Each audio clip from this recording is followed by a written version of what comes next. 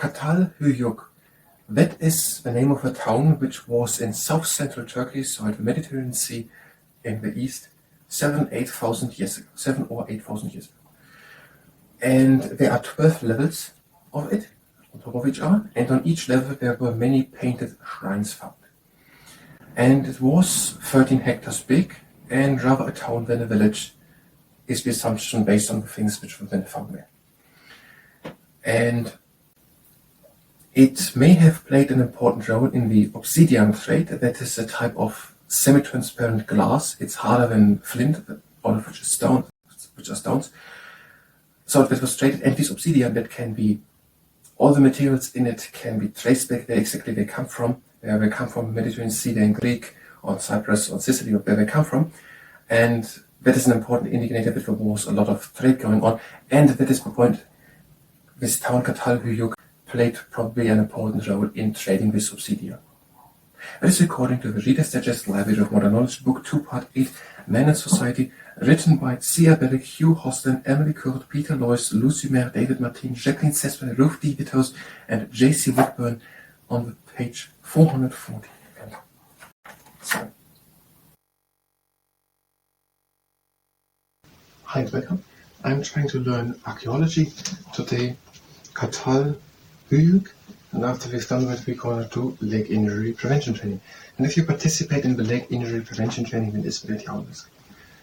Catalhoyuk, site of a Neolithic settlement on the Konya plain of south-central Turkey, and one of the world's earliest towns.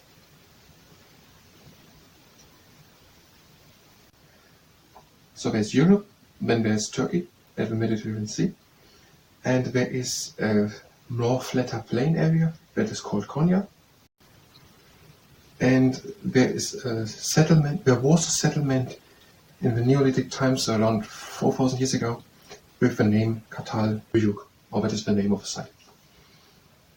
And that is one of the earliest towns of the world.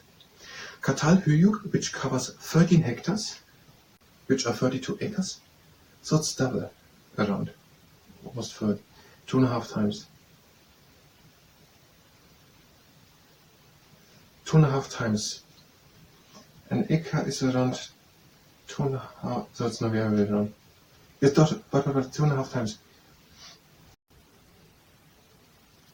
So 1 hectare are 2.5 acres. Okay, Catalhoyuk covers 13 hectares, was partially excavated in the 1960s, and 12 levels spanning a period between about 6,250 and 5,400 before Christ have so far been discovered. So 7,000 to 8,000 years. There you go. The size and style of the artifacts found indicate that Catalhoyuk was a town rather than a village. So a town than a village rather than a town, was bigger. 13 hectares. From the style and the size of the artifacts. So what we found, what type of houses, what type of, was it something built in a village or something rather in a bigger town? What type of stones, what type of buildings, I think that is meant here. However, first they found it out. Its importance may have depended on the role it played in the obsidian trade. It is also noted for the large number of painted shrines found at all levels. So at all the 12 levels of a town which were found, there are many painted shrines. Let's take one look at obsidian.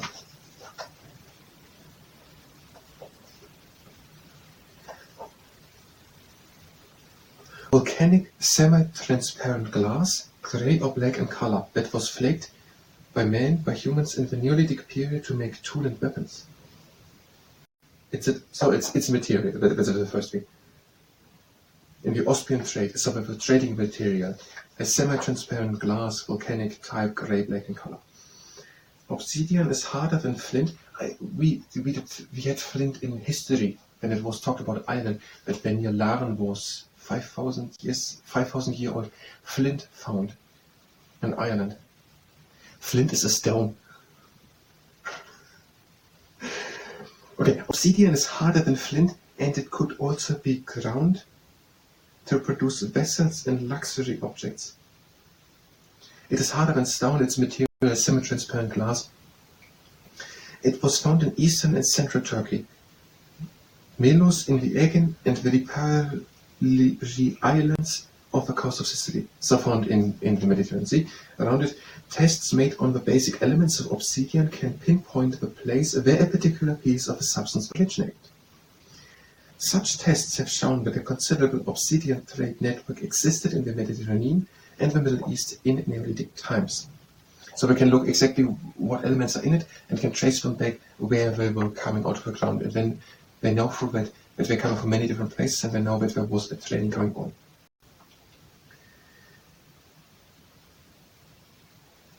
And it played a role in the obsidian trade, this town Catalhoyuk.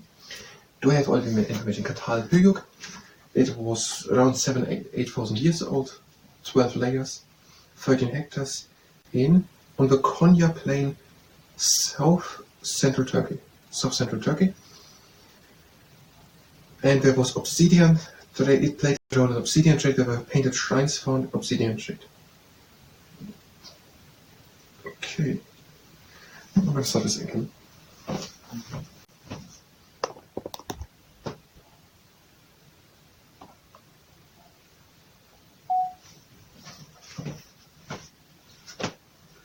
Catalhoyuk.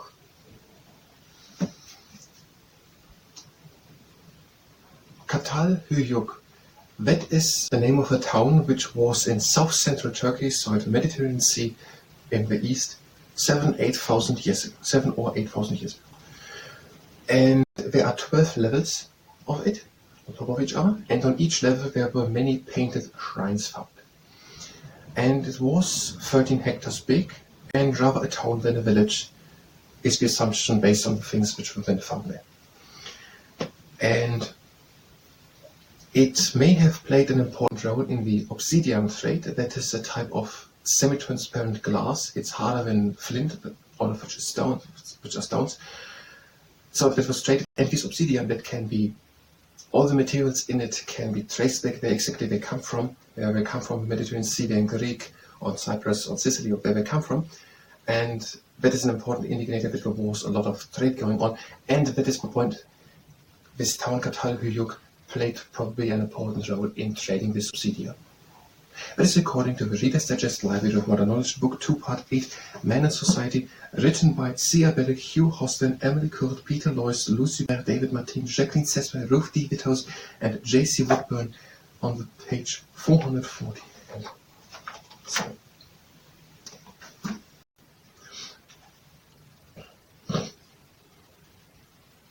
Its importance may have depended on the role it played in the obsidian trade. So we're saying it played a role in the obsidian trade.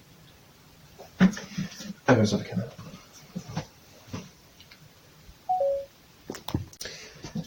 That was the archaeology part. If you're here for archaeology, you can go directly to the next part of archaeology, where we will continue with something in archaeology.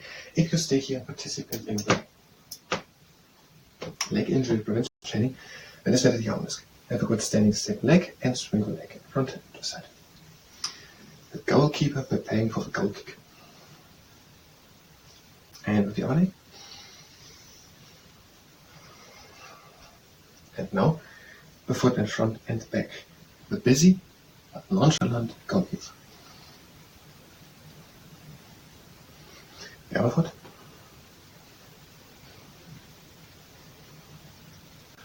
And one leg up and across the confused direction. Across again. Middle and down, other leg up. Cross. Cross. Middle and down. And the boat lock. One leg up. Press with the knee up and to the side.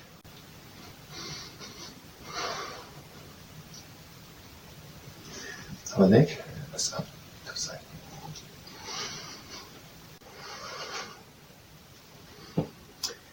And then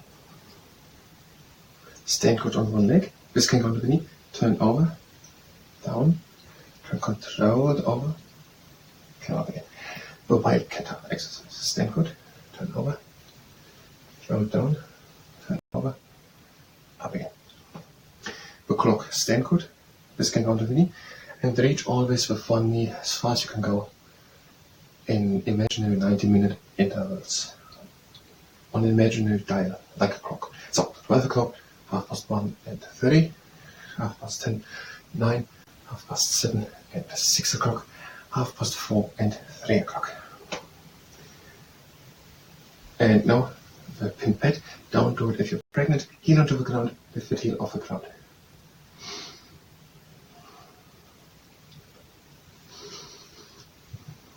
Other side.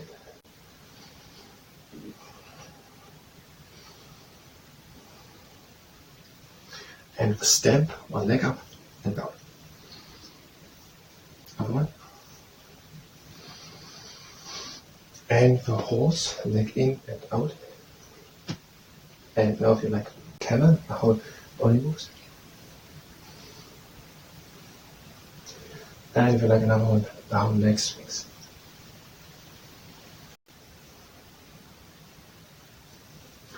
And obviously our leg. First the horse. And then the whole body moves. And now the leg swing.